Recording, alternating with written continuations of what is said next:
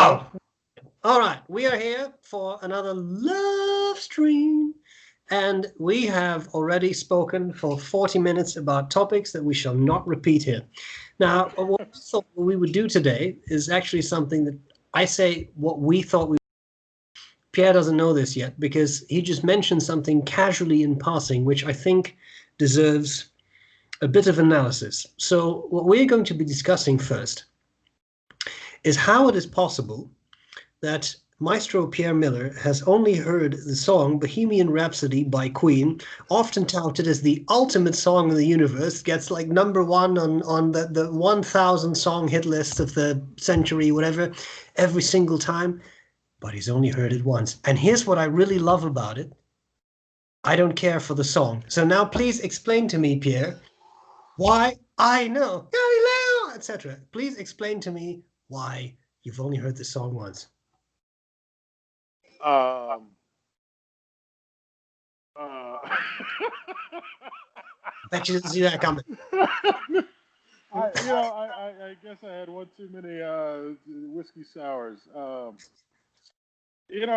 guess it's because I actually had only okay. The time when I heard it the first time happened when I was I think I was a freshman or a sophomore in college, and it happened because somebody made a reference. Somebody I was talking to made a reference to it. I said, "Oh yeah, what's that?" And they talked about it, and they went, "Oh my God, you never heard? Oh my God, come with me!" And then they took me off somewhere, and we listened to it. And I said, "Okay, great, now I've heard it," and I haven't listened to it since then. Actually, I think I heard one version of.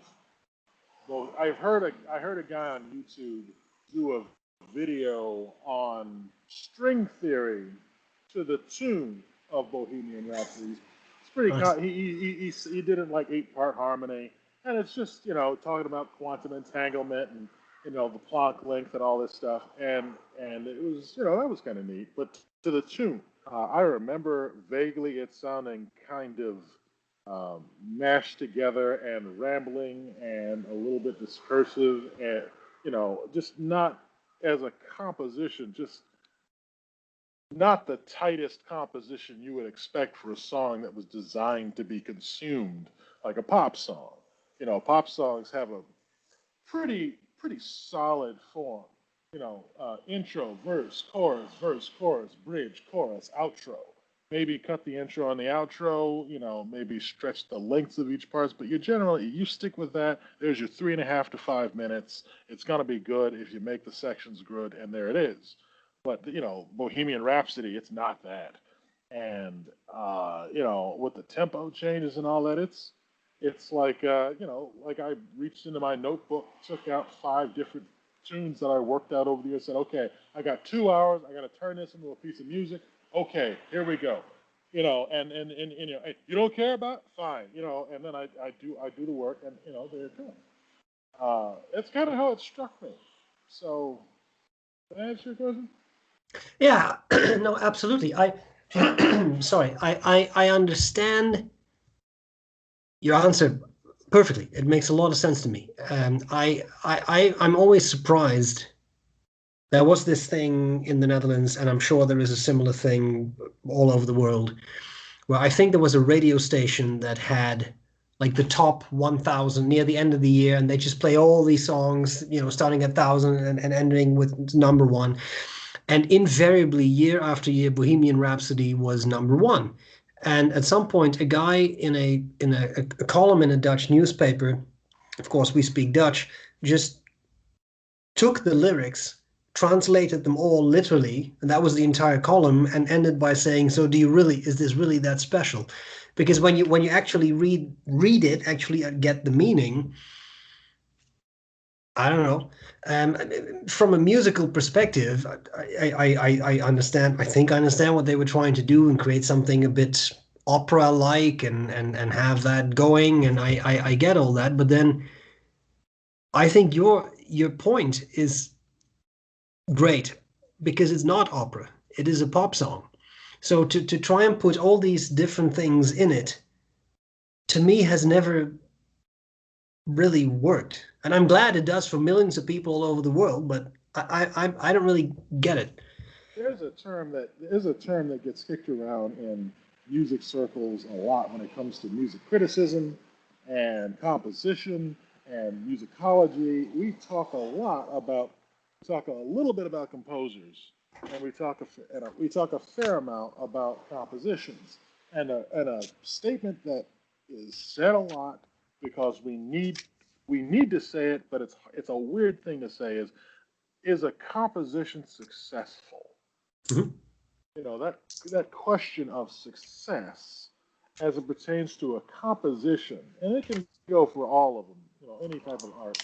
For a definition of art, see our earlier chapter. Yes. But the question of what that means for something to be successful, that me and some other musicologists, we can argue about that for a long time. But it kind of comes down to the question: does it work?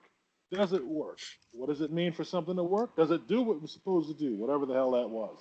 And when I hear that composition, you know, when you go into a musical composition, the composer basically says, "I got this world I built. Come here with me. Listen, come in here." And he creates this little world, and you go in and you kind of buy into his gravity. You buy into his fundamental forces. You buy into his rules, his or her rules, and you go in and that's the place where you are, and you can look around, and if it's good, you go in and you feel and you get what he wanted you to get out of it, and it feels like it's real. It feels real.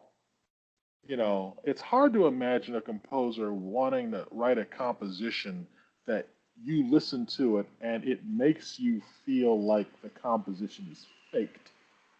Mhm. That's Mhm. weird. That's weird. I don't know what that is. But when you hear a composition that is successful, you go in and you say, okay, all right, sure, this might not be pleasant, but I think after enough listings, if you have to, you're like, okay, I think I can get it. I think I know what this is doing, what it's trying to do.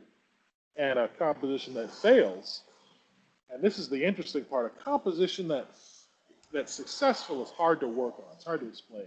But a composition that does not succeed, you can often come in and you listen to it and you say, wait a minute, okay, I think I knew what you were trying to do, but I don't think you made it, which is a statement you can conclusively make as an objective person listening, if you are one. But for a piece that's successful, it's hard to say I can't get what you were trying to say, and that's why I think it's successful because there's always a chance that you just haven't heard it enough, or you don't understand it, or it's too dense for you. But when you can hear, and of course you can be wrong for the former example. But when you go in and you listen, you're like, okay, I know what you were trying to do, but you didn't do it. That can happen. And listening to this as a composition student, that Bohemian Rhapsody, I remember thinking, um, if you're aiming to make me feel like we're on a disjointed ride that doesn't really go anywhere, you're doing a great job. Why on earth would you do that to us? Yeah, yeah. So there you go. And of course, full disclosure, I've heard this piece one time. Yeah, no, but I see it. Plus, what I find very interesting in your opinion is that you're also a professional musician. So I find that I find that a very interesting viewpoint. And I also, as every time, I will also say, just because in this day and age we have to emphasize that if You you know do what? like this song, that's okay. It's I've just been. that it's an interesting discussion, I Oh, think. Stephen. Oh, why do we need to handhold our audience? Why? Why? Yeah, I think the Why? audience can handle it. I'm always afraid of a couple of people, for a couple of people. But I think that in general, no, I think this audience has been wonderful in realizing Yeah. that. Yeah, Yeah, yeah, that's a thing that some supporters of a famous American political candidate would say. They don't like to be treated like babies. We're true. not babies. Yeah, and I'm like, yeah, you know what? You're right. You're not babies. We're gonna give it to you the way it is. So yeah, yeah, Bohemian Rhapsody. Yeah. Yeah, no, I Uh, think it's interesting. I think it's interesting, Pierre, because I for example, I have heard the song more than once. I can't say that it's because it's not my favorite song. I can't say I listen to this every day. But what you say, for example, about the tempo change is interesting because I can't read sheet music. I can't read like I mean this is not something that immediately stood out to me. But now that you mention it, yes, and I understand because it has always felt a bit disjointed to me, and I couldn't really put my finger on it and why. But I think you're right. I think that's a large part of it. And Yeah, if I may interrupt again, there's a couple of things I wanted to yeah, say. One is that I'm sure I'm going to take heat for though being a professional musician and being a classical musician is going to get me some heat. I play the piano, played the piano, taught piano, still do teach piano. I have an album of compositions of my own that are decently good. You can read up on me, find out about me, see if you think that I have an opinion that's worth anything. That's fine. But when you start saying a musician isn't qualified to criticize music that's outside of the genre that they specialize in, you're gonna get a yeah, but, and it's gonna be a long yeah, but, and I think any musician would tell you, yeah, um, you're partly right, but there's also issues with that. So I'll put that out there. The other thing that occurs to me is I think one irritating thing that I've seen some arrogant composers do is kind of on the get cheap on the composition. They make a piece of art and then they say, if you don't get it, then that means you're not to my level.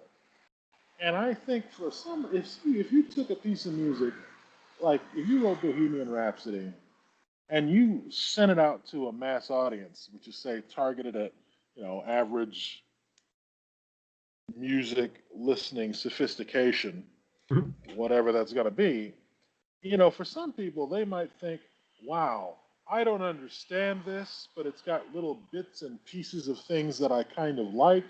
So it makes me think this must be something elevated. It's special in a positive way because I don't fully understand it. And it could just be that it's just a sloppy composition. But if you don't have the training to know the difference between a variated composition and a slapdash one, or a sloppily hung together composition, or a discursive composition, you know, then that's a different thing altogether. And I think if this song is at the top of somebody's list, I would like to hear the person who put it on that list say, "I'm actually a very sophisticated listener, and it's on there for for good reasons, not just because I couldn't categorize it any other way, and so I jumped it to the top of the list to give myself a boost." Yeah, Yeah. yeah, yeah. No, I understand that, and I think this applies. I'm just noting the time here because I'm trying to do timestamps to what we're doing. I, Okay. I, to me, this this comes in.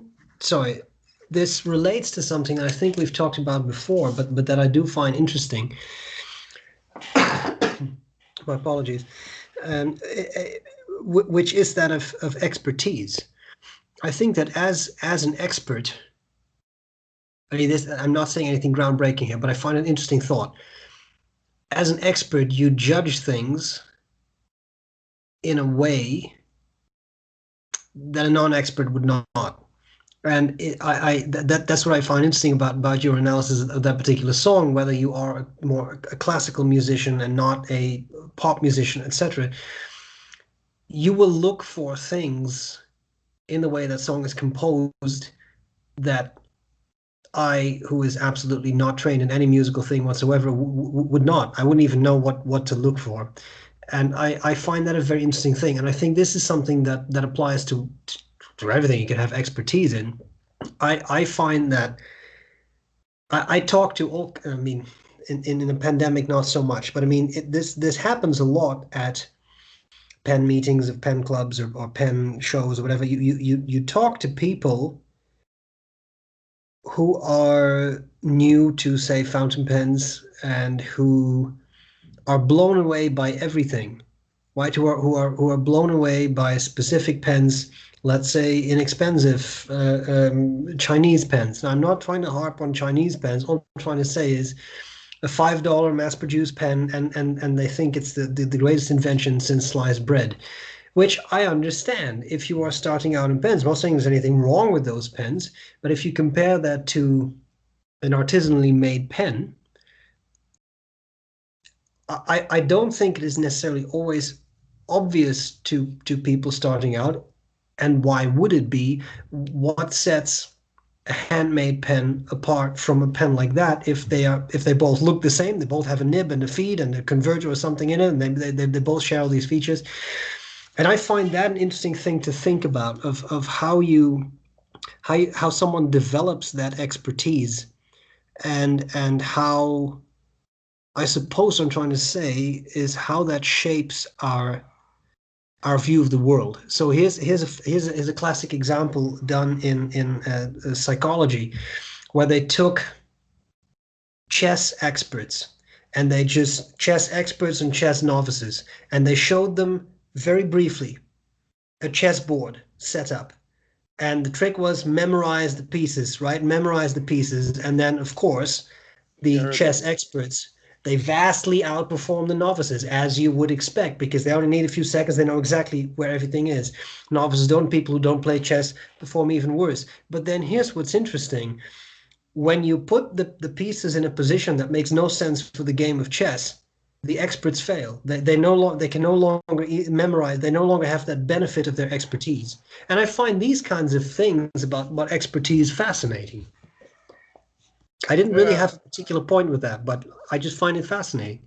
Well, that chess example, I can't remember why I found it, but I did find it, and I thought that was. I also thought that was uh, really quite interesting, and it sounded like I could totally see that because you use your skill. Like once you have skills, you can't not have them. They're there, and that's how you see the world. Um, Unfortunately, that's your bias too. It's hard for me not to look at a good fountain pen and not think through the eyes of a guy who makes pens or a guy who sells pens. And to a certain degree, I think there's in making pens for 7 years now. I think I lost something. So there's that. Yeah, listening. When people listen, like I'm sure Bohemian Rhapsody is good. I'm sure it's good to some people. Again, I had a music student once ask me, Pierre, you really sound like the kind of guy who would just really get into musicology. And I told him, I find it by turns fascinating and hopelessly irrelevant. Honestly, it doesn't matter to me at all if somebody loves Bohemian Rhapsody for its merits or not. I'm not going to be one of those guys who gets on Reddit and then bitches at you for liking something that I think is demonstrably inferior. I might be able to do that, but you know what? Screw that. It doesn't matter to me. Milton Babbitt, I think an electronic composer. I think can't remember what he did. I don't know. I can't remember what any of his music sounds like. How about that, Milton? How about that? He wrote this great article on High Fidelity called "Who Cares If You Listen?" because there were lots of armchair naysayers, basically people off the street bitching and moaning that American composers and modern composers weren't writing music that they enjoyed listening to. And he was like, listen, man, we got our doctorates in music. We know what we're doing. You don't have to be able to understand what we do. We don't do this for you, clearly. You know, go turn on, listen to some Elvis. We're not doing we're not here for that. And the tone in the article I remember was mildly antagonistic, but I really appreciated it, and I understand. you know, an audience member thinking, I like what I like. I'm not sophisticated. Sometimes I feel bad for not being sophisticated, maybe, and maybe I don't feel bad, and I'm just trying to have a good time. And you could take somebody who's like, a guy like me, Milton Babbitt, who are just these people who have some experience, and we have totally different set of values. I think we can exist in the same world. That's okay. But it's been a long time since I found myself in a conversation with one of those people for whom it wasn't okay. And Hmm. I remember those few conversations being amusing. Like when you get somebody trying to convince you that you shouldn't like what you like. Yes. Love that. Love those conversations. But they don't happen often enough. Yeah. No, but it is interesting, I think it's a very interesting viewpoint. I think it's a very interesting viewpoint. Like I remember, um, I remember at some point having a conversation with my PhD advisor, and my PhD topic, as PhD topics are, was very specialized. You don't write a PhD thesis about a super general topic. It's typically a very narrow. That's the point of that dissertation. And at some point, we were discussing the concept of valorization, which all that means is that when you write a grant application, then you put in, and this is how this knowledge can be used, and that's valorization. And I talked to him and I said, but I have the feeling that all the research you do basically has no valorization. It's really the forefront of cognitive neuroscience. It is very interesting knowledge to gain for cognitive neuroscientists, but the world, I don't want to say doesn't care, but there are no direct applications of what you're researching, what we are researching. And he said, no, that's because I don't. Like I don't really like I don't I'm not interested in applications. Maybe one at some point down the line this will be used by other people, but I think it is very useful to obtain this knowledge for the sake of having that knowledge. And that's very interesting. And I understand the point then of then what do you do this for? Then what do you do it for? If you are a high level composer, then maybe you compose for yourself, for other composers, and if people don't understand what you're doing, then so be it. Do you think that that creates a somewhat like elitist perspective in composition and such? Oh, absolutely. That article by Milton Babbitt was highly dismissive and elitist and arrogant and off-putting. Hmm. It absolutely can. Because it's like people are social creatures. Anytime somebody says, "I'm not doing this because of this group," it feels like, well, it's not a comfortable feeling. We know that we value the individual, but so why are you trying to publish it then? Why are you putting it on the radio? So, I mean, it looks like are you looking to hunt out like-minded people? I mean, if you wanted to do that, you could just hang out at the green room at Eastman or Juilliard or whatnot. That is a question. If you're really not doing this for the people, why did we even hear it in the first place? Hmm. Which I think is a very fair question. And if I were there in the room when Milton Babbitt released that article, I would have a few questions. Why, like a lot of this music that is kind of extreme that he's talking about, like Threnody on the Victims of Hiroshima, or the intricate workings of the Goretzky's First Symphony, or a fair amount of Arvo Pärt. Music like that. You say, well, it's for these big forces. And when you write it that getting music for big forces like orchestras are not cheap, Hmm. you know. And we know music isn't exactly a big money making business for people in the instrumental side of things. You knew that it was going to cost money. How did you justify to yourself the effort of writing this music for an expensive instrument when you know it's hard to come by? If you layer on top of that you're not going to be targeting this for a general audience, what did you hope? What did you think was going to happen? And I think it's a fair question. I've taken, I I've been known over the years to occasionally have strong opinions, and I think Really? you know, people, I've gotten some flack about that over the years. I definitely have. There was this. I listened to this. We'll call it a performance of some music when I was in college, and I wrote a and I wrote a review about it in the paper, which because it was so divisive, it naturally they bumped it up to the front, right? And and it was, and I got some questions about that, and they're like, Pierre, one day I hope to be able to bring this article to you and show you how closed-minded you are once you're open-minded and all that. And I'd like to read it again and see, see how far off I was. But a lot of it, I was asking myself the question, why did you even do this? The good news, at least as per my last point, is that it was generally written for small forces. So that argument, why are you writing music that's going to waste time and money on a grand scale? At least that wasn't there. But the question is often, why is this even here? Why are you asking for a public performance of this? If this is real, I don't know. I'm sure some people like Schnittke. Nobody I know, but I'm sure somebody does.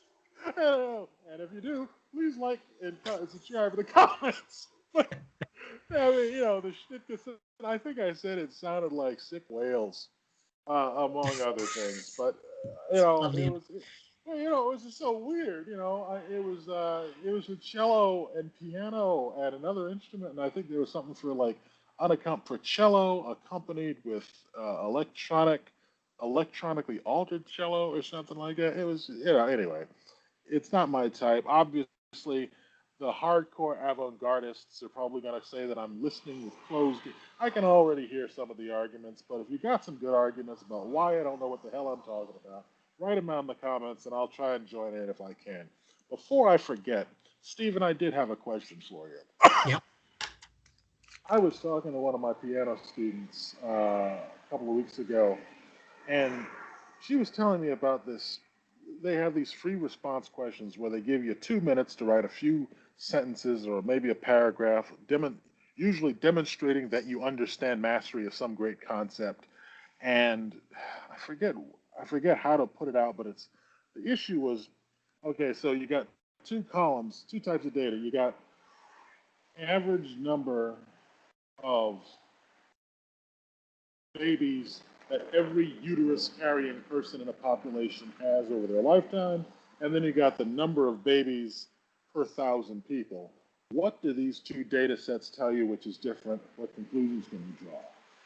And she wrote her answer, and the teacher's like, no, no, no, that's the wrong answer. You got the wrong conclusion. And she's like, and so she's like, what's the right answer? Here it is. I don't remember what it was. And she's like, I do not understand that. I could not have figured that out from the data. How was I supposed to get there? And it makes me, I just wanted to ask you, how do you deal with what I call these trap questions? Usually open ended questions that have a variety of possible answers that professors, teachers can ask.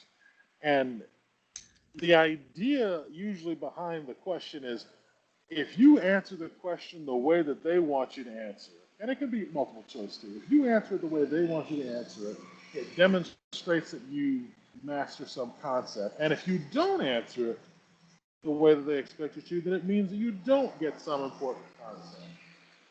I think that some of those questions actually are more like if you don't answer the question the way that they think you do, then it might be evidence that you missed the concept. But the fact that you answered it the way that they wanted you to doesn't mean that you got the concept. It just means that you got the question right. Mm-hmm. I was going to ask if you had any thoughts on that. Yeah, yeah, no, that's a really interesting question.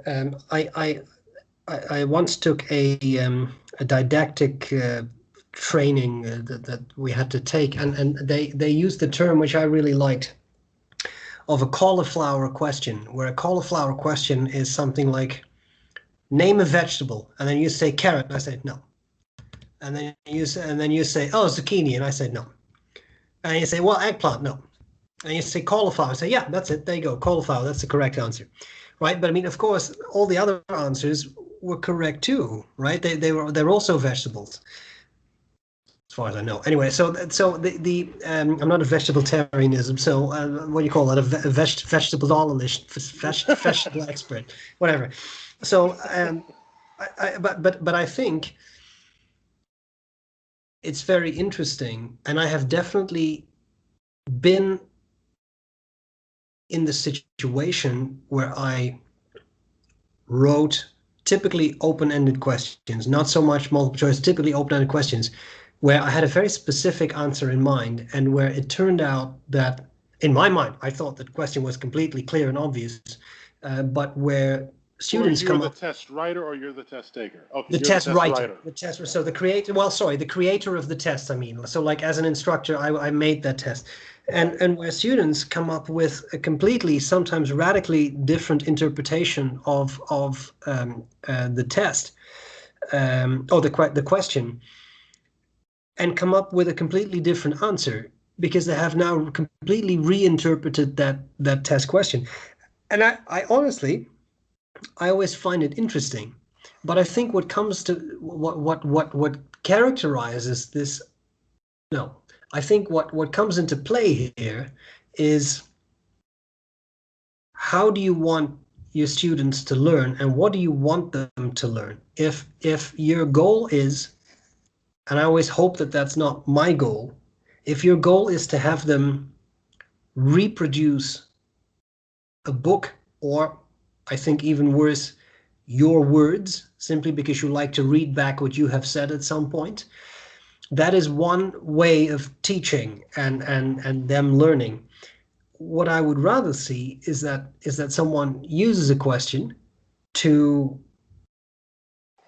demonstrate that they have thought about a certain concept. Now, it depends a bit what kind of stuff you teach. Right now, I'm teaching something, a course called Brain and Behavior, where there is a lot of factual information.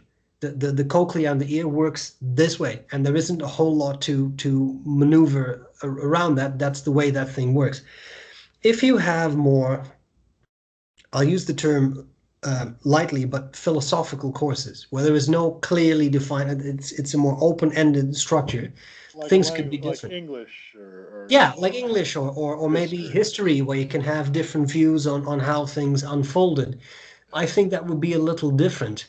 And I think then it is up to you as a teacher to look at what the student says, and then figure out whether what they say makes sense. Maybe they're a more advanced student. Maybe they have learned more about that topic than the other students, and therefore they give a more advanced answer. Or maybe they have interpreted what you said in a completely different way. And it to me, it sounds like the example you gave, that again is the cauliflower example, where a student gives an answer that's a perfectly good answer to a certain interpretation of the question, but that was not what the instructor, professor, teacher, whatever wanted to hear. They wanted to hear this very narrowly defined thing, and anything beyond that, even though it may have been other vegetables, they were not considered the proper vegetables in that specific scenario. And I personally think that's wrong, because I would rather see that people learn to think, or at least demonstrate an ability to think. Yeah, even if the thinking is perhaps misguided. I remember in my advanced U.S. history honors class, we had this textbook by a guy named Carl Degler to work through, and I believe the teacher just wanted he wanted us to take notes with the purpose of showing him the notes to demonstrate to him that we read it and got the point. Mhm.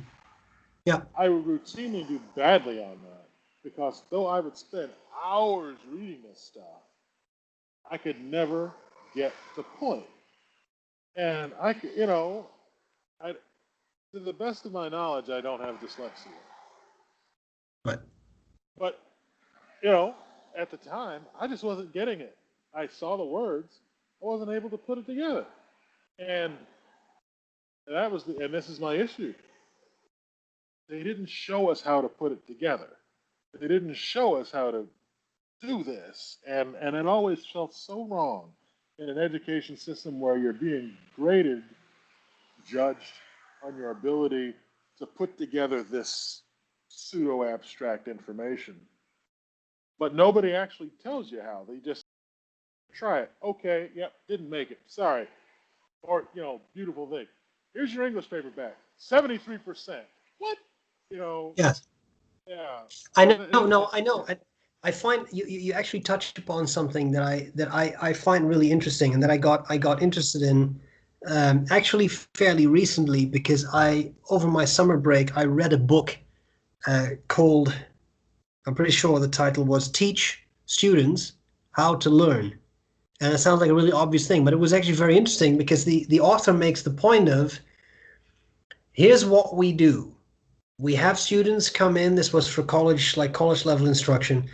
She said, well, here was what we do. We have students come in from high school, and we assume that they know how to learn, how to study, how to assimilate a text, how to just break it down, how to what is important, what is not important, how to reproduce things, how to put ideas together, how all this kind of stuff. But the reality is that most students do not. And they do not because they're not intelligent enough, none of that, but because they have not been taught. We teach students all kinds of things. We teach them basic English and basic math and all this kind of stuff in high school, but we do not actually teach them how to learn. We have, I think in our first stream, we talked about we don't really teach them how to think critically anymore. Maybe we never have. But when you then expect students to come in with that specific skill set and they don't, you're actually setting them up for failure. So what she recommended was try and spend some time in your course on teaching them how to do it. What do you find important? How do you think they should approach something like that? And I'm trying to do that more now, and trying to, I guess, to model how do you break something down. And I'm very excited because in winter I'll be teaching a 500 levels course. This will be our highest level of course, and the topic is conducting research in cognitive psychology, which is my field. And one of the goals I have in that is showing students that how do you approach something in this field? How do you, if you are a cognitive psychologist, how do you break something like this phenomenon down, right? And I think that very often we don't do those things, and then we get upset when students can't do that. And it's just it's I think it's like looking at the things through the wrong end of the telescope, right? Like Yeah. you're not giving them that, but you do expect them to be able to do it. That's a Yeah, problem. it is a problem. I gotta, so let me throw this out at you. A piece of me, I was telling my student, okay, so I asked another friend of mine, what do you think about this? She more or less, and like, I asked, what do you think is driving this?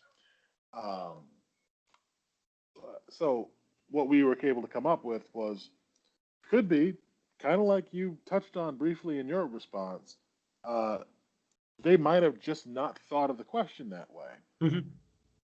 and were just, they've been so steeped in thinking the way that they've been thinking for so long that it never occurred to them that anything else is a possible correct answer. Okay. Another one that I suspected is that in some schools and in some departments, some classes, there's a pressure. I mean, I know some teachers have been told from administration, look, you get too many of your students getting A's. You got to make the course harder, and it's hard to make a course harder. Yeah. So you just throw in trap questions like your cauliflower. And I was wondering, do you think that what do you think about those pieces, or do you have any other possible explanations that might be driving this stuff? No, I think that's absolutely an issue, and you see this in a lot of places, I think, because yes,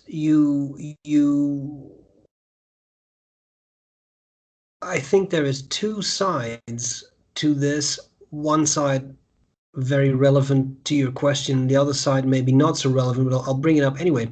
There is absolutely a certain pressure. I'm not saying I experience that, but it is a discussion that once in a while surfaces, I think, in every post-secondary institution of the average grade cannot be an A.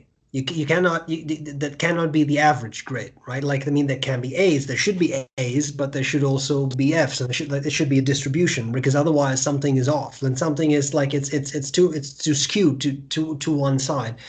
So I understand that, and I would think I would find it a wrong approach to say I'm now going to artificially deflate my grades, I guess, by coming up with questions that students at this level are unable to answer, or the questions that are simply unanswerable. Like that, you can always come up with, well, no, that wasn't the right answer because there are two commas off, so now it's the wrong answer. You can always do that. I think another thing to consider, and again, I'm not saying that this is necessarily the most relevant to the point you raised, but another interesting statistic I found in this the book that I referenced earlier was that the author quotes a statistic which was something along the lines of 70% of students, this was in the US, a study, 70 around something, 70% of students come out of high school indicating that they believe they're among the top 10% of students in their cohort, which obviously is impossible. 70% cannot be the top 10%, right? But that's an interesting aspect of this in my mind as well, which again is not really related to what you were talking about, but that statistic kind of stuck with me because I think so. Let me take this discussion in this direction because I find this an interesting topic as well. I was very, I'll put this neutrally. I was very interested to hear that in Canada you cannot fail in high school. So you cannot fail. It's a thing they have the system they've set up. So you cannot fail, and even if you do poorly, you're not failing, as I understand it. Maybe I'm wrong, but I've heard this from a couple of people now, so I think I'm right in understanding this correctly. You don't actually fail. But now think about, to me, that has some interesting implications because the idea, of course, is a sort of positive psychological, like that's the actual like the terminology, right? Positive psychology of, well, you're emphasizing you can't fail, you're doing well.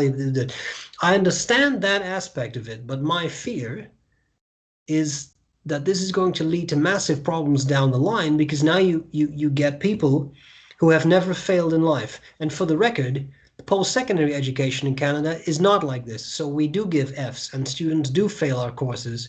So that means that for the first time in your life, as an 18-year-old or something, you're now confronted with failure.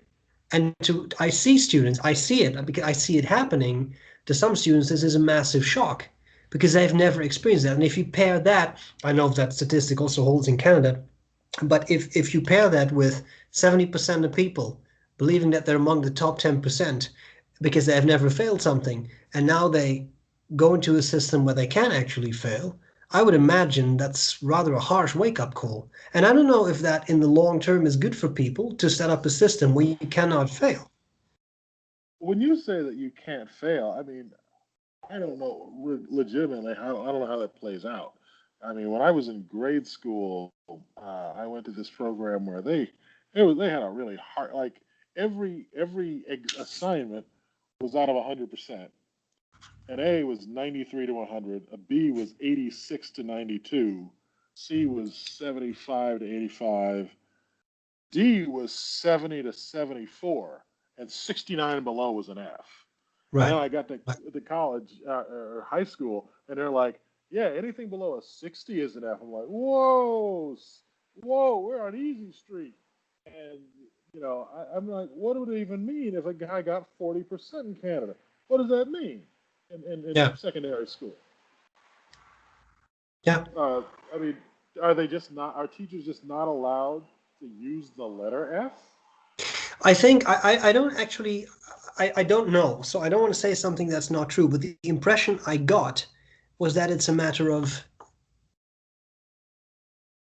you will still graduate.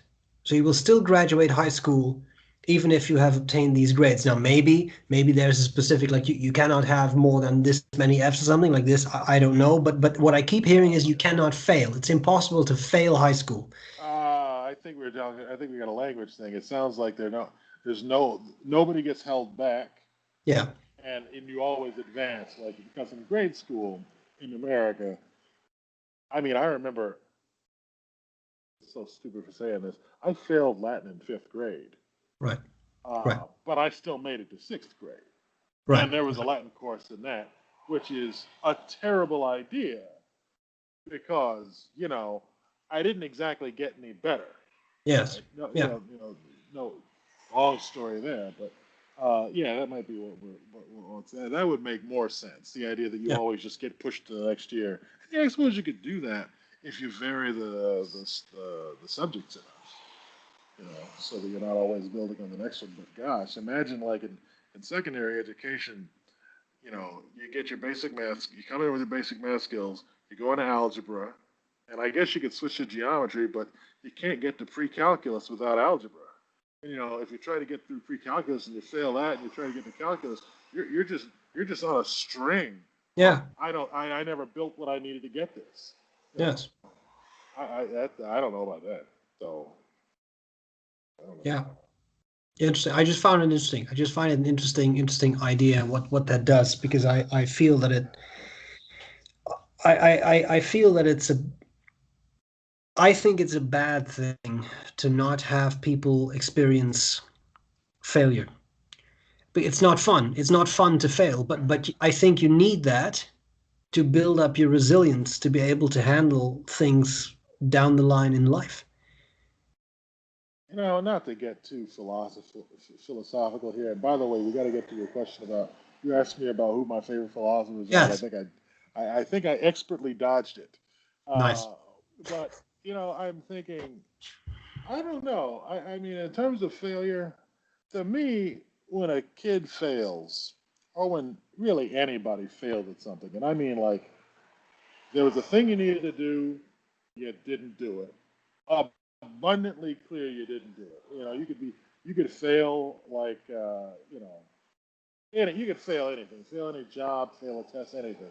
I feel like when you fail, it's not. I don't think it matters that your resilience. I don't think has to do with much more than your support. I Hmm. think if a kid fails, but he's got parents who still love him or her, then I don't think you're going to be that crushed. Mhm. I'm thinking about the times that I was dealt a particularly heavy blow because of um, not being able to meet a bar, Mhm. and a part of it taxes your sense of self a little bit, but it's really the experience like of having a fail, like losing your job because of Right. something you did. The experience is only really devastating if you don't have support. I think. What do you think of that? I think the support really matters, and um, I think that the support network you have will definitely largely determine how well you can handle that failure. I also think that at some point you have to be able to internalize those mechanisms, which clearly as a 5-year old you haven't done yet. But I think as an adult you need to have internalized those mechanisms, or need to internalize those mechanisms to be able to be resilient even in the face of maybe no support. Maybe you don't have a support network, but I think you can still be resilient. I loathe to say it, but happy, satisfied, content in life, without having that. And Yeah, I think that's very interesting. For some reason, this reminds me of. I remember we talked briefly about Stoicism in our first stream, but there is an interesting concept in Stoicism, which I've always found interesting. So there are, in a nutshell, Stoic ethics, where ethics is just not really like modern day ethics, but it's more like guidelines to live by, to lead a good life, to lead a happy life. Stoic ethics are a type of virtue ethics, which means that in the mind of the Stoics, virtue, doing the right thing, is the most important thing. And without doing that, you can't be happy. Now, what's interesting is they take up a unique position. So, on the one hand, you have schools of philosophy like the Cynics, and the Cynics say virtue is the only thing that matters. If you're not virtuous, you can never be happy. You can never have a good life because you need virtue. On the other hand, you have people like, they say, Aristotle, who say, no, you need virtue, but you also need other things. You also need to have wealth, and you also need to have good health, and you also need to have good looks. So I mean, you're fine, obviously, but I mean, like if you don't have those things, you can't be happy. So in other words, what Aristotle is saying, paraphrase, is if you're ugly, you're screwed. You can never be happy, right? But now the Stoics, I think, are very interesting because they take up a unique position because they say, okay, now here's how it really works. To be happy, to lead a happy life, virtue is the most important thing. You have to do the right thing, otherwise you can't be happy. But there are indifference with a T, indifference. And they say, and you have two kinds, preferred indifference and dispreferred indifference, which sounds like a contradiction, but all they're trying to say is there are certain things in life that all else being equal, you would like to have, like money, like good health, but that's a preferred indifferent, because without that, you can still do the right thing. And there are also dispreferred indifference, like, for example, ill health, being sick, being poor, being these kinds of things. All else being equal, you'd probably rather not have those things. But even if you do have those things because they cross your path, you are a Stoic, so you accept that, and you can still do the right thing. Right? So money in itself is not a virtuous thing. It's an indifferent. You can use it wisely, you can use it unwisely, and that will determine how well you're doing and how happy you are. And God knows why I started to talk about this, but I found an interesting concept of looking at the world that way. Like some things just they're indifferent, and other things are preferred or dispreferred, etc. Oh wow, I'm oh man, we were talking about failure.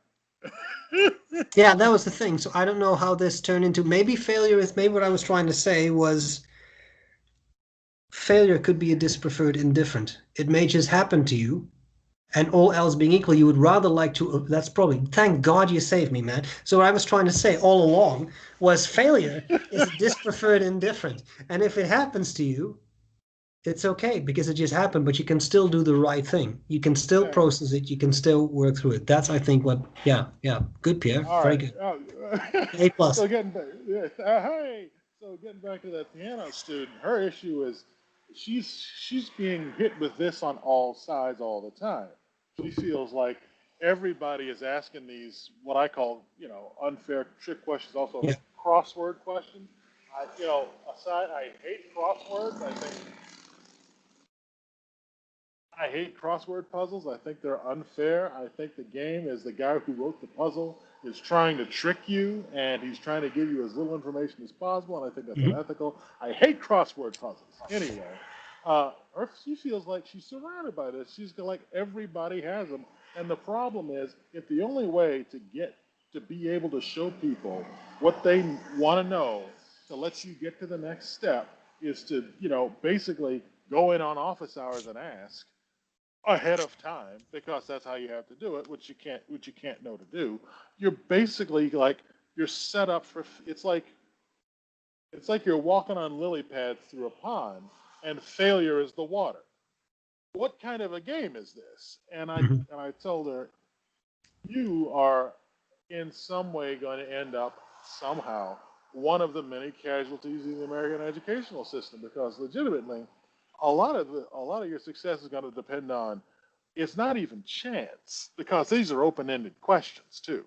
If it was all multiple choice, I'd say you gotta it's better off, but you know told you you're going to be a casualty a little bit, just like me, and just like nearly everybody else that I know who wasn't naturally brilliant with two parents who had PhDs in disparate disciplines. Uh, you know, this is you do the best you can, and the system structures you such you're going to fail some of it. Yeah. What do you say to a student? I mean, if you heard me say that to her, what would you Mhm. Well, you can say something. You can say things that I think are very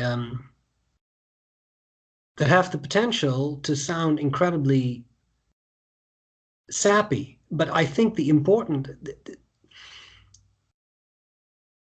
difficulty, I think, lies in a bigger problem. And this is a problem that I, as an instructor at a post-secondary institution, struggle with a lot. And that is what this sounds really simple. What is a good test question? And there is books, right? Books and books about this is a good test question. This is clear. This is unclear. This is how you structure it. This is how you don't structure it. This is all that. But at the end of the day, again, you can have a question in mind that in your brain makes complete sense and that to the student does not. And sometimes it happens to me that, it doesn't happen very often, but it does happen that a significant proportion of students completely interpret a question completely differently from how you intended it to be interpreted. Yeah.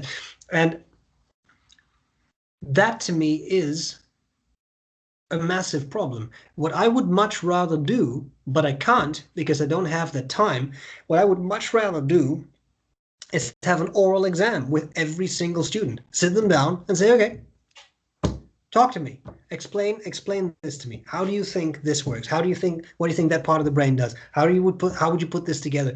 What do you think of this theoretician? Because I think that is the only way you can actually probe whether someone understands or whether they're able to reproduce the book. And if I look at myself, for me, it's always been easy to reproduce the book. I read the textbook twice and I have passed every test I needed to pass without huge amounts of effort. And I have a PhD in cognitive psychology. Woo! You know, but that was because I was able to do that because I have that quote unquote way of thinking.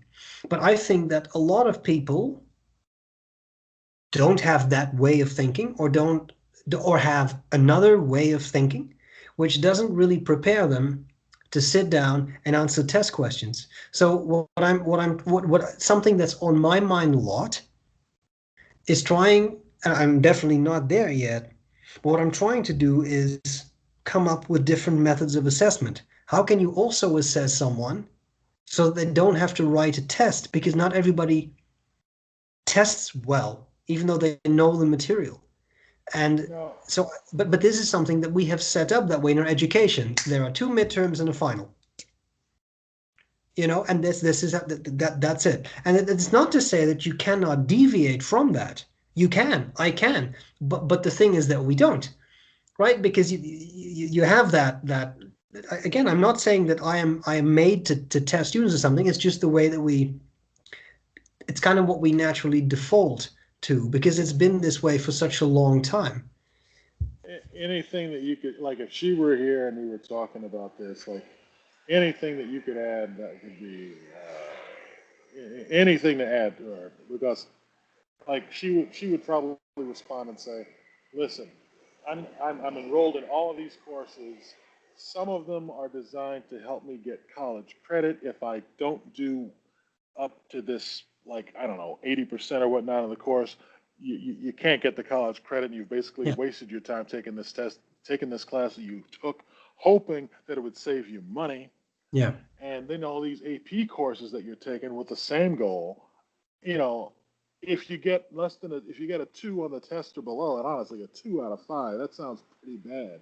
But if yeah. you can't even get that, which is definitely possible, then you've basically wasted all this time and energy on this class. And it's like, so what are you supposed to do? Play it safe and not take a risk, and basically be sure that your college experience is going to be as difficult and as expensive as it possibly can, or Hmm. take a chance and risk wasting hundreds of hours of your life sitting in a class that never paid off. Yeah. What would you say? What do you say to somebody like this? I think you should, and that may be easy for me to say, but I think you should absolutely try. But I also think that you you can, and I realize that's not always the case, but it's something I always encourage in my students. Come up to me. Come up to me and discuss it. And I realize full well that not every instructor, teacher, professor, etc. will be equally open-minded about it. But I have often sat in my office. I will present you this image, right? Our class size is typically about 40 students. It's a community college. It's not a huge institution, so about 40 students in a class. If when we have a midterm, clearly I'm talking pre-pandemic when there was an actual office with actual office hours, etc. But if I get 10%, 15% of students to come in and look at their test, I think that's a reasonable number. That's a realistic number. The majority of students will not come in to look at their test, but I have often been in a situation, especially with open-ended questions. I mean, multiple choice, unless I've made a mistake on the bubble correction sheet that goes into the machine. Multiple choice, typically multiple choice. Open-ended questions are interesting. And I have often been in a situation where there's a student in my office who says, I only got X out of Y points here, but here is what I was reasoning through as I was answering this question. You asked this and this and that, but I thought you were looking for this. That's why I put it this way. And I can probe them a little bit and say, well, actually, I was trying to get at this, but what do you think? But I've been in this situation many times where I have then given them additional points. So I said, yeah, you're right. Now that you have explained to me how you think about this, how you have interpreted this, I can't argue with that. You are correct. And I think that's a fair thing to do. So what I would tell her is, if you have that opportunity, then do it. I'm not saying that everybody will do this, but I think at the very least it will give you maybe, hopefully, more of an insight in what it is that your instructor is looking for, and maybe not, but you know. All right, but I got like 8 classes with with 4 different professors. You know, the number of there aren't enough hours in the year. Yeah, It's yeah. No, it's true. eh, you know, yeah. Anything else that you would add? Because I know that's what you would say. There's just not enough. It's too much material, not enough hours. Yeah. You know. No, I think this is also an easy thing for me to say, and I don't mean that lightly, but I realize there are very real consequences for this student in what is it, he or she? What would you say? She. She. I realize there are very real consequences to this for what she is going through, but what I would say is try not to let it discourage you. And I know that's a really easy, like, yeah, don't let it discourage you. But the thing is, you will go through these things, and hopefully you can learn something from it. But when you get discouraged, then for sure it's not going to work out. Now again, easy thing for me to say, but it is important, I think, to realize those things. And I mean, also, don't be afraid that if this becomes a systematic thing, and whether it's a specific instructor or whether if it's a more general thing, this happens in all exams that you write, well then maybe it would be wise to take something like a study skills training, because maybe you are focusing on different things as you are on the wrong thing, not what people are looking for, which instructors are looking for as you study. I don't know about it, but maybe that's the case. But also don't be afraid if this is with an issue with specific instructors to, as I said, have a discussion. But you can also take that level up, right? At some point, if it becomes an issue. I know that sounds really, it's a very scary thing to do, but sometimes it is a good idea to go to an associate dean or like whatever you have and say, well, this is an interesting thing. I'll give you one quick example. At some point, I wrote a statistics exam years ago for my master's, and it had a number of open-ended questions. And a fellow student and we had weekly assignments, and every time we scored almost maximal points for these weekly assignments. Then we had our final exam, And on the final exam, we did exceptionally poorly. Like we scored something like a 40%, which hasn't happened to me a whole lot. And we both looked at each other and were like, how, WTF in a Yeah. nutshell. What the hell is going on here? Because every week we do fine on the assignments. Now we have an exam about the exact same stuff. And now all of a sudden it's this, what is going on? So we went to this professor. And what happened was he explained how all these open-ended questions, he had a specific answer in mind. And both of us said, yeah, but that's this is what we were saying, man, but like not in those words. But it's this, like it's the same concept. It's the same thing that we're explaining here and here and here and here and here all the way down. And in the end, he said, "Oh, I'll take this into consideration." And he ended up upping our grade because we were right. But I mean, if that's what you're looking for, if you're looking for something that is worded exactly the way you as a professor would word it, and the students say something else, basically the same thing but in different words, and you then subtract all kinds of points, it doesn't make sense. So sometimes there's also that kind of stuff going on, and that I think is bad teaching. I think that's a bad teaching practice, and that's again, this is the bigger issue. You do make people drop out of, say, post-secondary education simply because they don't test well. But you know, that's again, that's a specific thing, and you can theorize as to why people struggle. Maybe they've not been encouraged to study in a specific way, to assimilate information in a specific way, etc. But I do think that is a big problem. Yeah, I took a course in college called Foundations of American Education, and this bugaboo topic, this most important of all topics as it pertains to education, of how do you measure how do you measure proficiency or achievement? Is that valid? Is that good? Is that safe? You know, that's like that's the why are we alive? What are we doing here? It's the big stuff. Yeah, it's a hell of a subject matter. We could talk about that for a long time, but you know, we probably already have similar ideas as is usual. And of course, this is all the more reason why I just can't stand Betsy DeVos as the Department of Education Secretary, because when asked, what do you think about this? She didn't really have anything to say. I mean, nearly any teacher who spent any amount of time, just like you did, just like I did, has lots of opinions on this. Mm-hmm. Yeah. Yeah. But it's getting late for me. You should probably we should probably wind this up if that's okay. Unless Absolutely. you got something short that you got on your mind you want to throw out here real quick.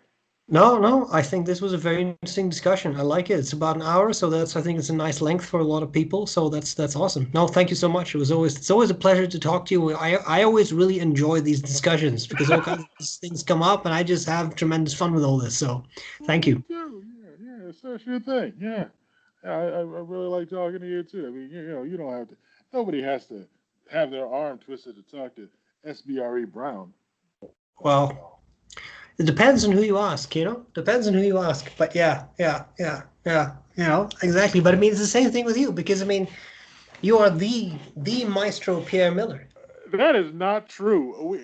That is not true. People, there are some people who absolutely do not want to talk to me. They don't want to hear a word I have to say. I could tell you about all kinds of conversations where people they just want nothing to do with me. You know, they just, it's terrible. It's terrible. They're But I lost. thank you for at least thinking that. Yeah, I mean, yeah, I could say that, but without getting into the political stuff that we have to say for another time, it doesn't feel good and it's scary a little bit. When But people stop having a dialogue, then typically bad things tend to happen. Yeah. yeah, what else are you gonna do? Yeah, Yep. yeah. Yeah. Well, we shall write that down as a topic for next time. What happens when people don't talk anymore? All right. We have come up in a previous episode that is unaired because we both said all kinds of things. So that 2 hour episode is going to be edited down to a 30-second episode of a love stream. But what we came up with, what I mean, people's throats were slit and all kinds of things happened in that episode. So we're going to leave it at that. What we did come up with in that episode, which is very important to me, is our now secret farewell handshake. It's the Oh, awkward that's hand wave. right. This hand Oh. it's a secret end of the show hand wave. We thank you so much for watching. We hope we have entertained you, and we shall be back again at some point, who knows when, for more discussion. Bye. Goodbye.